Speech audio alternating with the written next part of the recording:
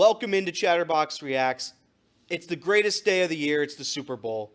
Now, obviously emotions are going to run high with a lot of players, with a lot of coaches, but in my humble opinion, I think emotions boiled over to a point that's almost inexcusable with Travis Kelce and Andy Reid. Clearly yesterday there was some frustration built up that Kelce wasn't in a play that he wanted to be in, and he goes over and he shoves and screams at his head coach, Andy Reid. I thought it was inexcusable. Roll the clip. You and Andy Reid had that, what I call a very engaging conversation. Oh, you guys saw that? He caught me when I wasn't looking. He didn't know I was going to go that far. Right. So he came over and gave me a hug. So sorry about that. I'm going to keep it between us unless my mic'd up tells the world, but I was just telling him how much I love him.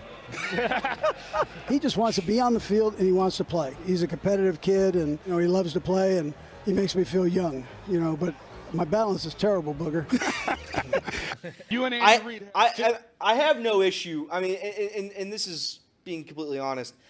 Clearly there's a relationship that goes beyond coach and player with those two guys there.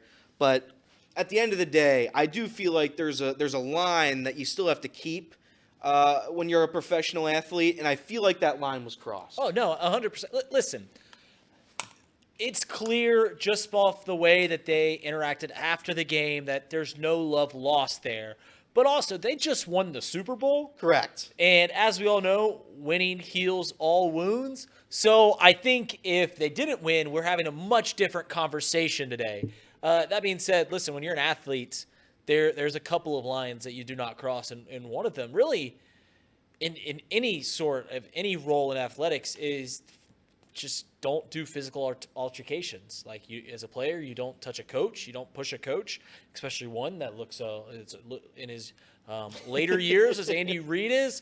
But listen, it's clear if they don't have any problem with it, then how can I have a problem with it? Correct. But it did seem like in that moment the line was crossed, and we're having a whole different conversation if they don't win this game. I think, and again, publicly, when you're answering with the press, you just win the Super Bowl. It's all fun and games there. But I do think you're right. If they were to lose that game, I think that goes over a little bit differently than it played out here. What's interesting is the likability of these two guys. Correct. I think Andy Reid is one of the most likable human beings in the National Football League. If not, he's near the top. If he's not the top, Travis Kelce, very divisive.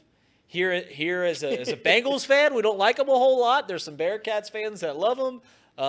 If you're a Swiftie, you love him. I don't know. Andy Reid's hard not to like. Travis Kelce, I'm on the fence on Travis. I'm not a big Travis Kelce fan, but I have to respect greatness, and he's one of the greatest tight ends ever. No But doubt. that's it. That's it. Chatterbox Reacts. We'll see you next time.